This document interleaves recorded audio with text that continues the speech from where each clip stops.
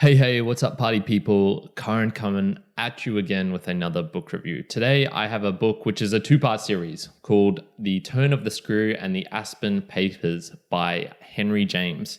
Now, I say there's a two-part because both of these are novellas, so very short stories, which have been combined into this one book that I have with me at the moment. So it's sort of like a two-parter. Lucky you and lucky me.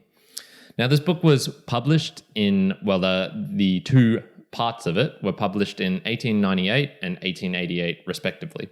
And they're shortish fiction works, essentially. Now, Henry James was a really prolific writer who used his own experiences as part of his stories. So the setting for The Turn of the Screw is I think it's in Sussex in London, or at the very least, he lived in Sussex, London, and used that to form, I guess, like the English countryside that's depicted in that.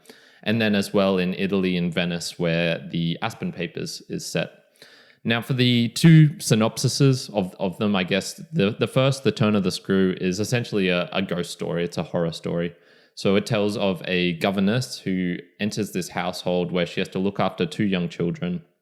And she keeps seeing these ghosts of the previous governess and then one of the caretakers as well. And it sort of highlights her continuing, I guess, it could be two things. It could be either her descent into madness or the appearances of these ghosts and the interaction she has with them and then with the other people, the two kids and the caretaker, Mrs. Gross, who is still helping her out in those times. The other book, The Aspen Papers, tells of I believe it's like a middle-aged man who is a writer and a publicist, and he is going in search of these papers, the Aspen Papers, from his favorite, the most renowned poet writer who had died sometime before.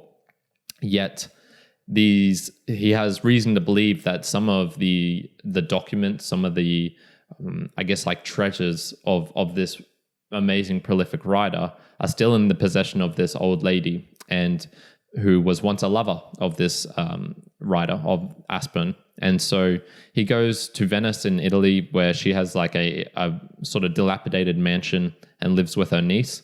And basically he goes there trying to convince them to give him the documents, what she still has. And it's sort of like a battle between her not wanting to hand them over or acknowledge these previous, very personal writings, and then also him pressing, but not pressing too hard. And I won't spoil how the ending goes, but it's basically the drama between these three characters and of how he interacts with them as well. Now, the themes of the book. So I'll start with The Turn of the Screw. It deals with hysteria and madness, and a couple of questions are raised. Did the governess actually see the ghosts? Were they actually real, or were they figments of her imagination? And was she fueled on by Mrs. Gross? So what we see in the book is her gradual, I guess, hysteria is probably the best way to put it, where she is continually going further and further and taking more dramatic actions to protect herself and others against these ghosts. And so she first confides in the caretaker, Mrs. Gross, and then sort of little by little with the kids as well. And one of the things is she is really, really in her head. She is analyzing every movement of every person and not validating that in the real life as well. It's sort of just validating that, like, if you study body language, for example, you can try and predict a billion things from very small pieces of information. And that's what she was doing. So you can see this just descent into, I guess, like a hysteria where she is just imagining all these things that are happening and interpreting what people are doing as malevolent or hiding something or whatever. So just for example, one of the main characters, the young boy, he gets expelled from school, and she never actually just asks him, why were you expelled from school?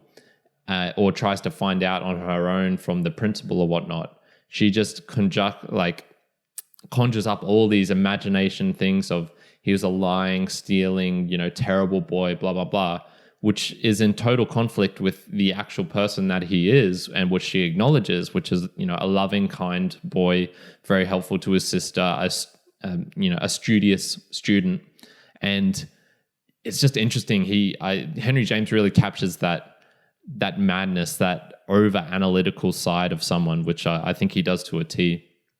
And one of the other things was Henry James was a big proponent of everyday horror, and not a sort of monstrous, gruesome aspect of gore or of unknown beings from a different planet coming in and, being super graphical and whatnot.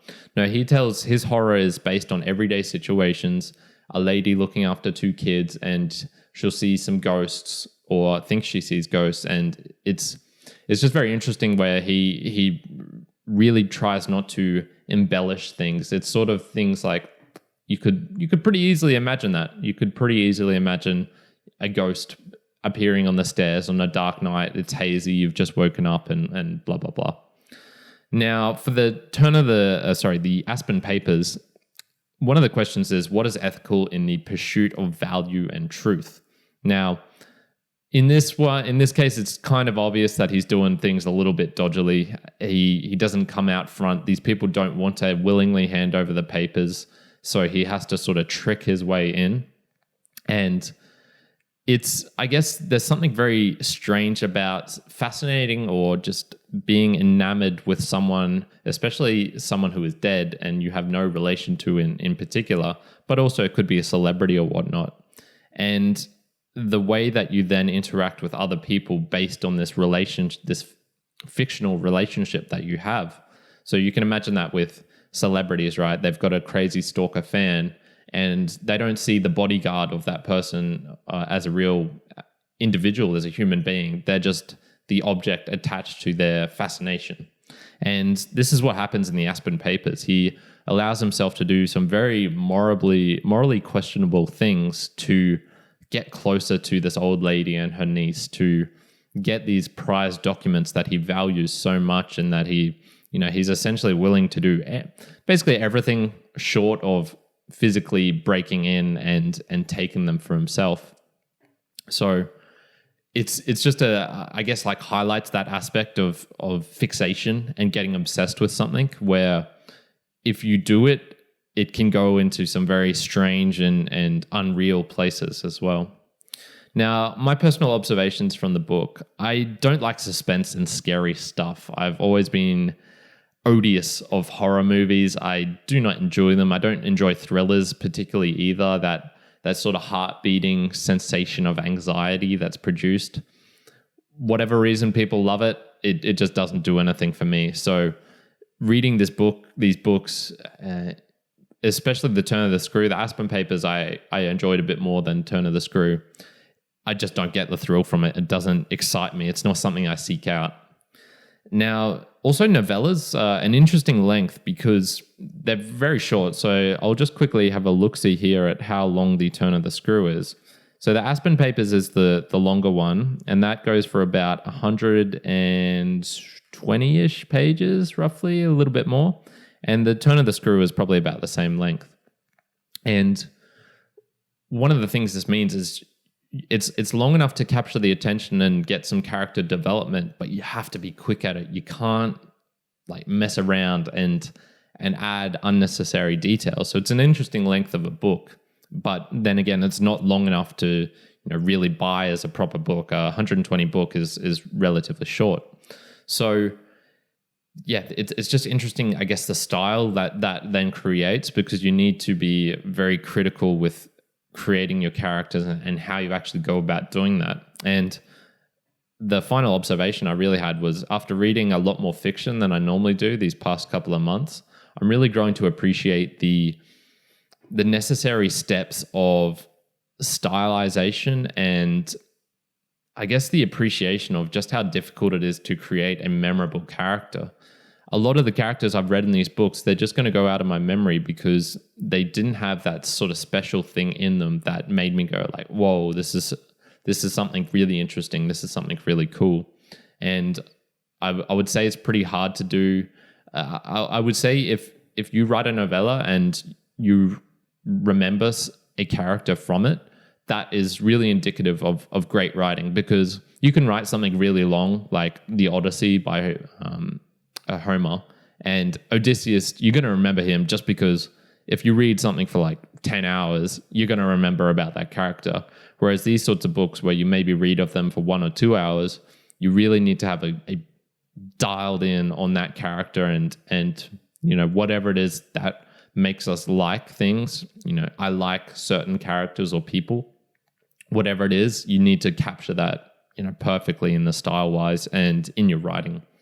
So in summary, it's a quick read, but nothing that really gave me new ideas or connections, which is what I'm really trying to find, I guess, in the books that I'm reading nowadays. I want to have something new in it to make me be able to link from this to another thing and then to another thing. Whereas this book didn't really do that. And that being said, like of the two, I definitely preferred the Aspen Papers, and that's the other thing. I don't particularly enjoy horror and thrills and things like that. So just no matter how good the writing is, and I think it is quite good writing, I'm just not going to particularly enjoy it. So bit of a harsh rating here, but I'm giving The Turn of the Screw and the Aspen Papers a 5.5 out of 10.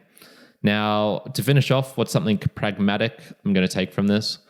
I think I need to give a bit more perusal beforehand of what books I'm reading. Recently, I was going through a phase where I was like, look, I'm going to read more classical books and fictional books, which are both things I sort of neglected in my reading career for the past, 10 plus years.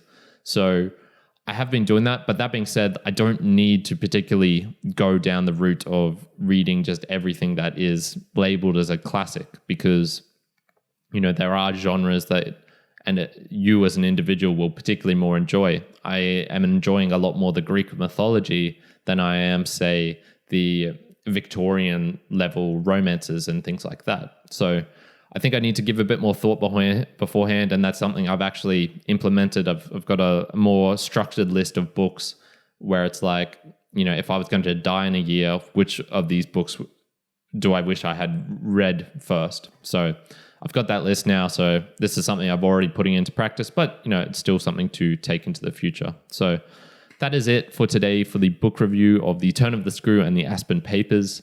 I hope you enjoyed. I hope you got something out of it. If you like my style, I guess, of how I present the books, going through first the summary, then the themes, then the observations, and then another summary at the end. If you find that useful, please let me know. If you don't, also please let me know.